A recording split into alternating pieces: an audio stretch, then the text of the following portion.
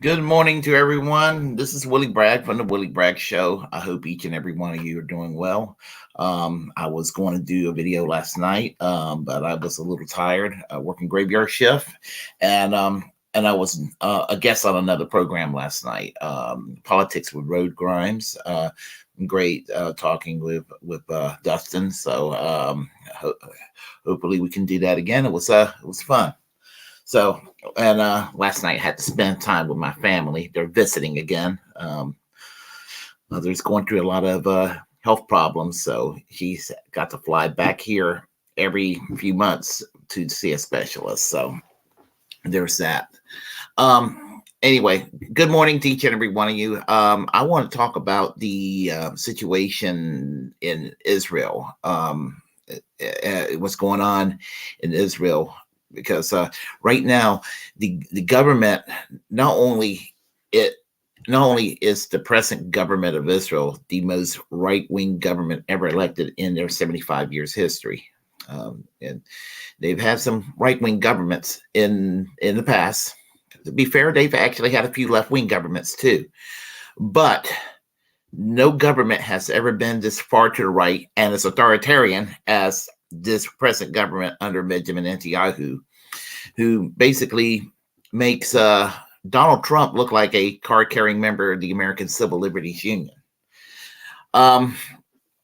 Suffice to say, last Monday, I believe it was, that the Israeli Knesset did a controversial vote on a new law that will strip power away from their Supreme Court. While Israel's been allowed to get away with a lot of shit over the years and everything, the Supreme Court was basically a roadblock for them doing further horrible things. And Netanyahu, being who he is, a racist, a warmonger, just an absolute and a hyper capitalist, corporatist. What he did here, basically, the way I look at Israel, he should not be recognized as a prime minister, but more like a dictator. This controversial bill that was passed in the Knesset last week basically stripped the power of the Supreme Court. The 120-member Knesset, most of the opposition walked out in protest, and it's been highly controversial. And of course, a lot of Americans are not going to know about this because they either don't care or if they criticize what Israel's doing, they're going to be smeared. On the bright side, that smear and character assassination of people who criticize Israel doesn't have the sting that it used to have. It's lessening. And I want to make it clear that when I do criticize Israel, I am not criticizing Jewish people. I am criticizing the policies by the Israeli government against the Palestinians.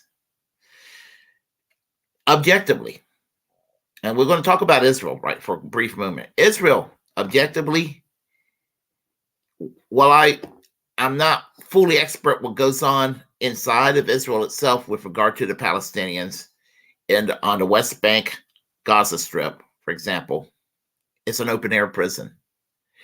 They're not allowed to have an infrastructure. They're segregated. Roads are segregated. They live in squalor. And while apologists for the country would sit there and say, well, they bring it on themselves. No, they're being oppressed. Now, again, like Cornel West said, if the shoe was in the other foot and a Jewish minority was being, persecuted by a Palestinian majority and treated exactly the same way, that would be just as much of an evil too. And it's an anti-Semitic to criticize Israel when Is it any more anti-Semitic to criticize Israel than it is to criticize Saudi Arabia for their campaign to exterminate people in Yemen? There's a genocide being committed against the people of Yemen by the Saudi Arabian government. So, are you anti-Saudi? Are you anti-Muslim for criticizing the Saudi Arabian government for doing these things? Are you just think about that for a moment. Are you whenever any country is capable of committing great evils, and honestly, every actor in that country, every nation state, including Israel, Iran, Saudi Arabia, any country, every country, no country is flawless in that region.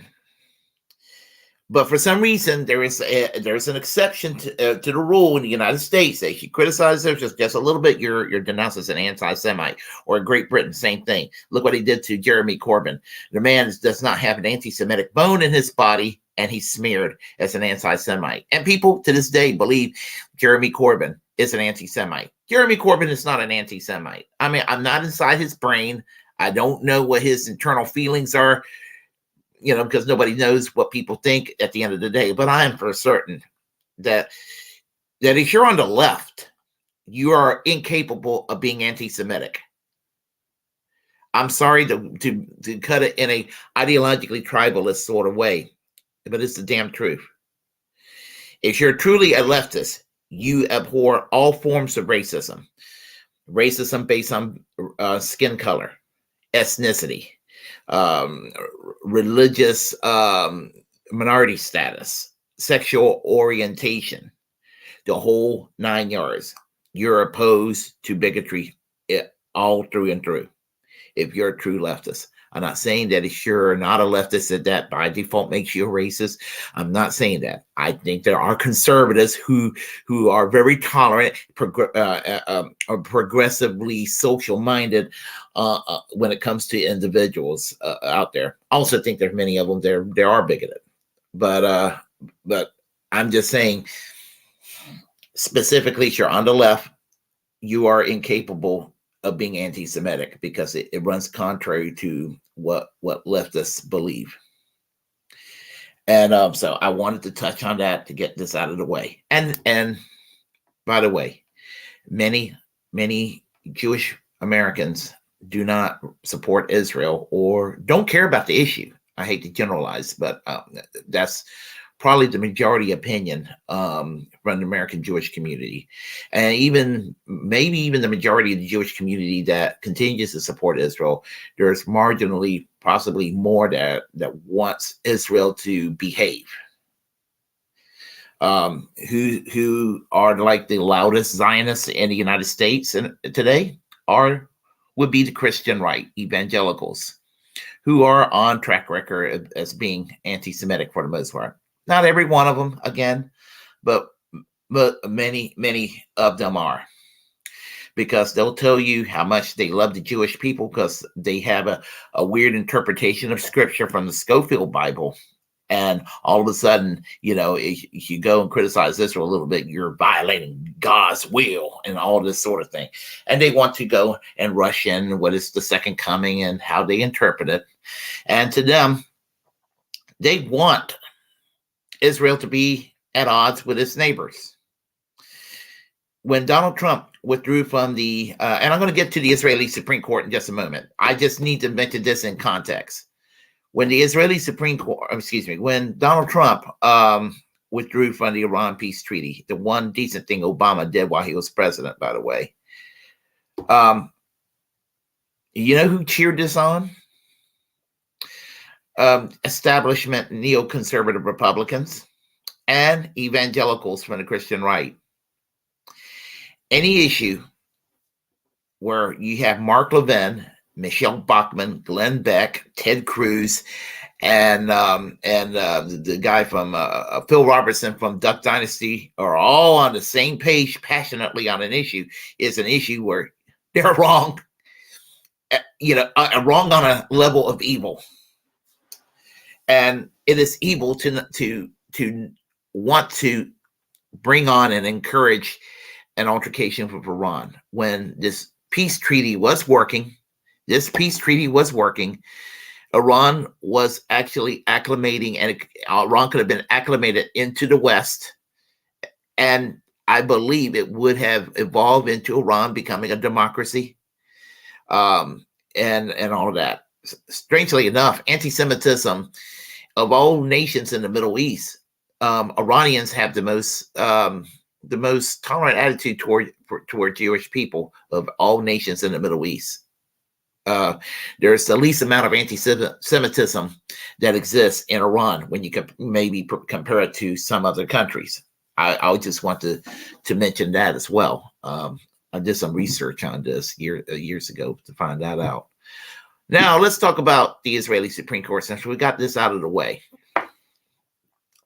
This past Monday, the Israeli Knesset basically got weakened the power of their Supreme Court. And what I mean by that is that that basically this 2023 judicial reform that took place, and as I said earlier, it's all on checks and balances, or the balance of power would be shifted in a negative light because of what they did in the Knesset to basically override Supreme Court rulings. In a nutshell, is what it was all about. And the vote was like 60. I mean, basically, it will allow the Knesset to overrule Supreme Court rulings, because they have 120 members in the Knesset, by 61 or more votes. Now, opposition leaders, leftist activists, retired public officials protested over this law, and it was met with kind of met in a violent clash by the government. So what I'm going to do is I'm going to read the article, and I hate to do this to you all, but I'm going to have to use CNN as a source this time. But the information, I think, is fairly accurate, just the same. So let's see, get everything set up here. There it is. And I will read the article, and I'll give you my take on, interject with my take. So let's get started here. The Israeli government passes a law to limit Supreme Court power, defying mass protests. And the protesters are correct, and the Israeli government are wrong.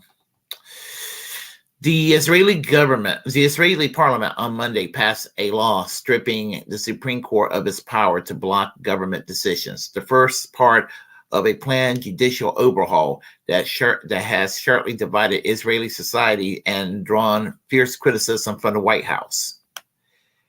And they should be criticizing this.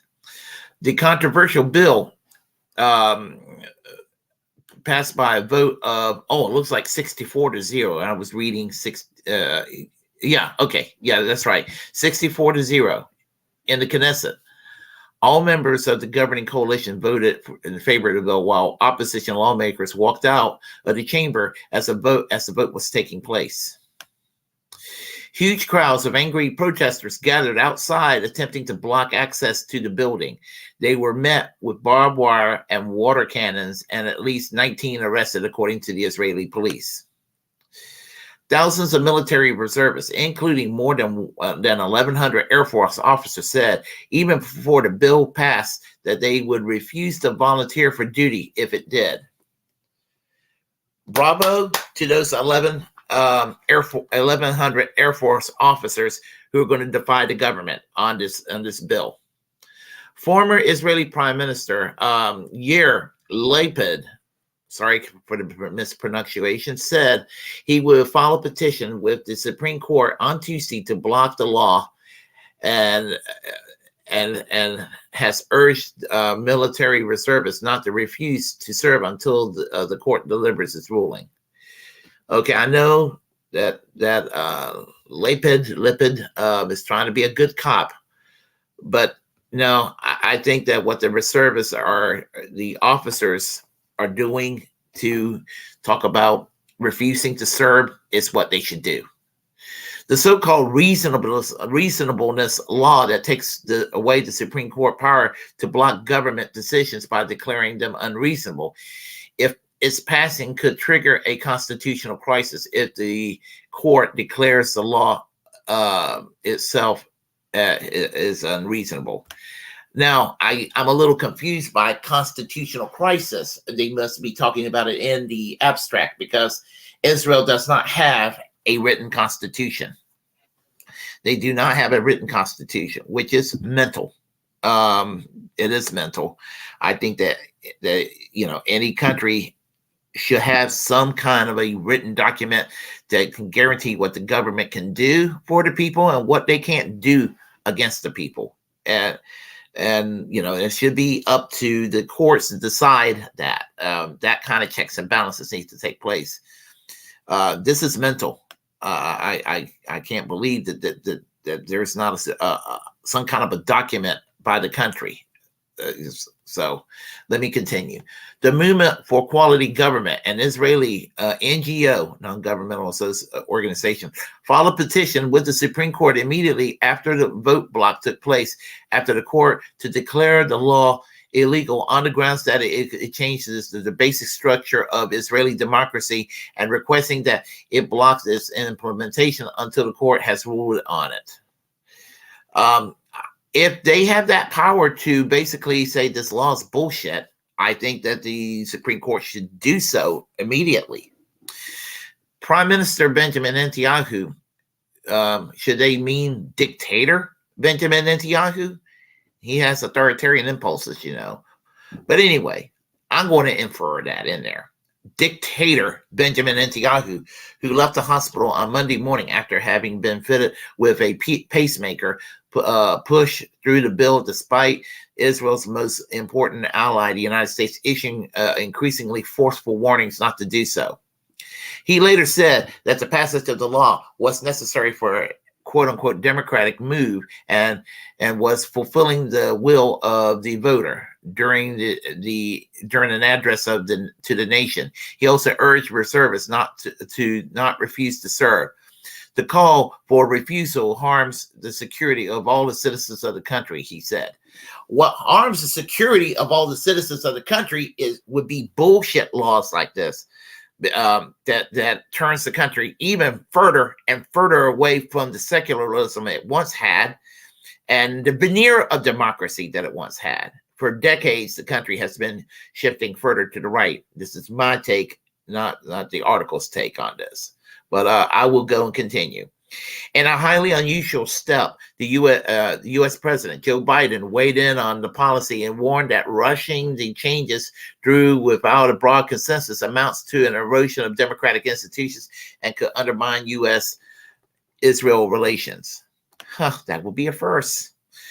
Given the range of threats and challenges confronting Israel right now, it doesn't make sense for the Israeli leaders to rush this. The focus should be on pulling people together and finding a consensus, Biden said in a statement provided to CNN on Sunday. Biden raised concerns directly with Netanyahu during the phone call last week, and then called the New York Times columnist Thomas Friedman to the Oval Office to make clear his stance on the judicial overhaul.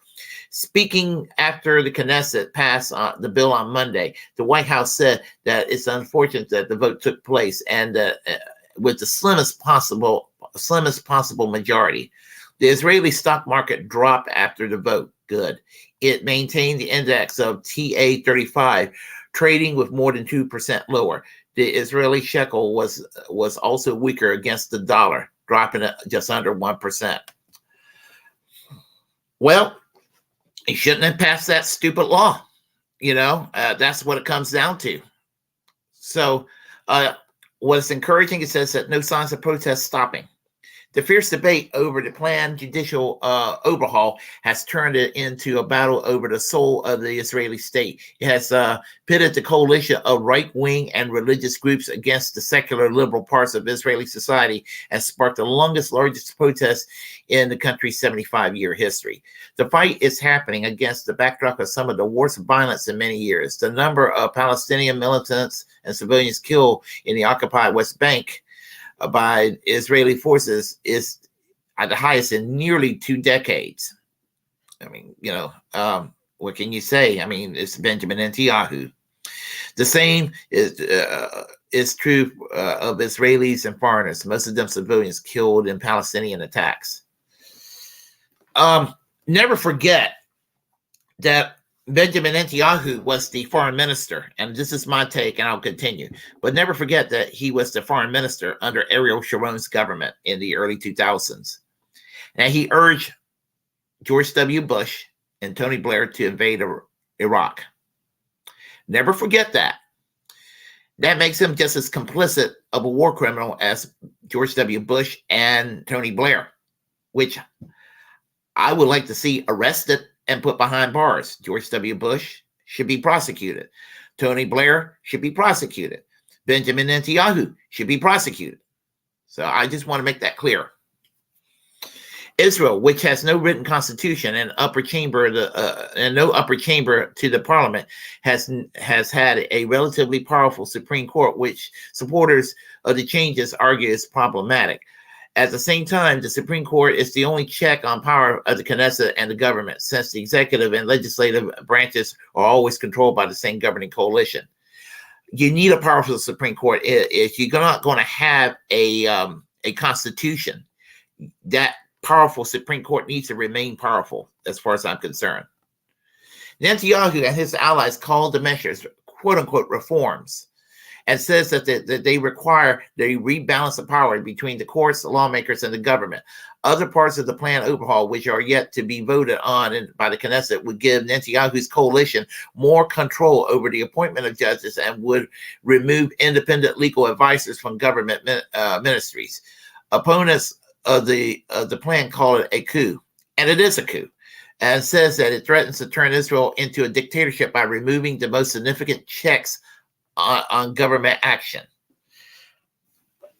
He was already dictatorial as it was. This would solidify him as a dictator. And he is the longest serving prime minister the country's ever had, serving his 3rd time in power in the late 1990s, throughout the last decade, and then just recently this year. Horrible individual. Piece of shit. Netanyahu was forced to pause the legislative process earlier this year, but resume its earlier this month. He argued that the Supreme Court has become an insular elitist group that does not represent the Israeli people. But critics says that Netanyahu is pushing the overhaul forward in part to protect himself from his own corruption trial, where he faces charges of fraud, bribery, and breach of trust. He denies any wrongdoing. Of course, he's a liar. He's going to deny wrongdoing. But critics says Netanyahu is pushing the overhaul forward in part to protect himself from his own corruption trial. And when he faces charges of fraud, bribery, and breach of trust, he denies any wrongdoings. Another bill already voted through March makes it more difficult for a sitting prime minister to be declared unfit for office, restricting the reason of physical or mental incapacity and requiring either the prime minister or 2/3 of the cabinet to vote for such a declaration. I'm telling you, it's becoming a dictatorship. Despite the victory on Monday, Netanyahu is likely to face more pressure over the reforms. The mass protests that have engulfed Israel since the reforms were first announced in January are unlikely to stop now. After the hearing, the law has passed, protesters outside the Knesset began marching around, chanting, "We will not give up. We will not give up until it's better here." So there's more to this article, but I could put this down as a link at the end, but this will give you the idea what's going on. and the institution, its democracy is, any veneer of democracy has been long gone, and this furthers it into an official dictatorship. And if there is a dictatorship, that means that it could be a time where elections will be suspended or political oppositions will be banned. We're talking about whether we're talking about the Arab political parties who obviously don't want to be persecuted by the Israeli government. We're talking about Israeli political parties who are leftists or left of center that at worst would be the good cops, or at best would call bullshit strongly to the right-wing government, where we're talking about the Labor Party, or where we're talking about the Meretz, or small groups like Hadash or what have you. So the point I'm trying to make is this, that let me do this here. Okay. Yeah, the point I'm trying to make is that this is really unacceptable. And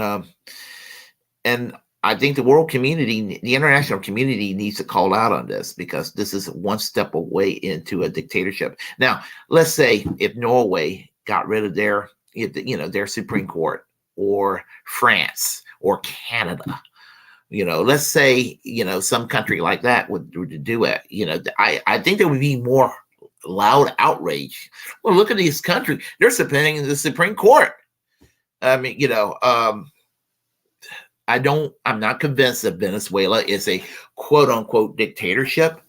But, if Venezuela would do something like this, you never hear the end of it from Fox News, or you never hear the end of it from the right. You never hear, and honestly, you wouldn't even hear the end of it from some normie liberals either.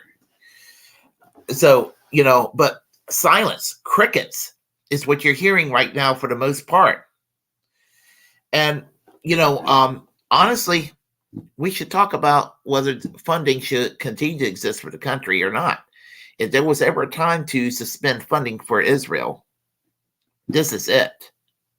Because of what they're doing in regard to civil liberties and to freedom, any basic concept of freedom, not just for the Palestinians that are suffering over there and been suffering since its beginnings, but we're talking about Israelis themselves. Now, and we're talking about issues not necessarily even connected with the Israeli-Palestinian conflict. We talk about things like outlawing pride parades. The one thing that's probably better than the other countries in that regard.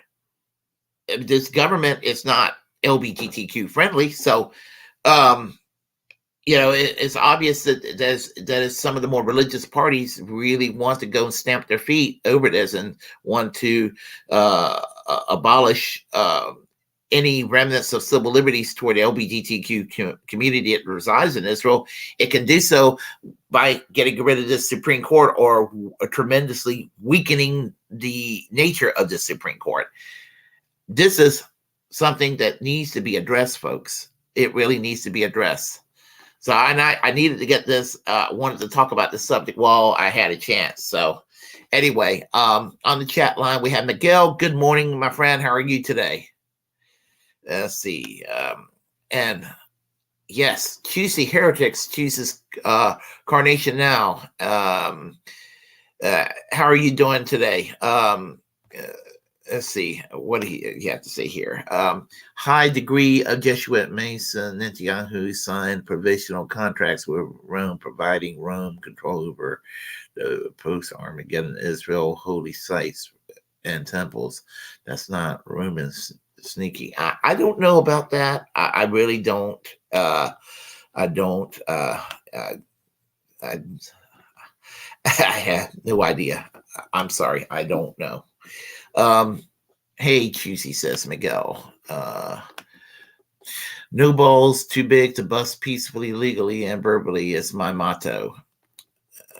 Well, let's see. The guy is lucky that he didn't run into me in a bar. he could save everybody a lot of trouble. Pure speculation. I could say Nentayahu, like my uncle wanted to say Marilyn Monroe, snap out of it, BB. Yeah, I just like to see BB in prison. Let's see here. All right. I'm going to have to go in a second, folks. So we're running out of time to get this done before the 12 days of Christmas kick in. I'm serious. Honestly, I'm afraid that's a few months away. Let's see.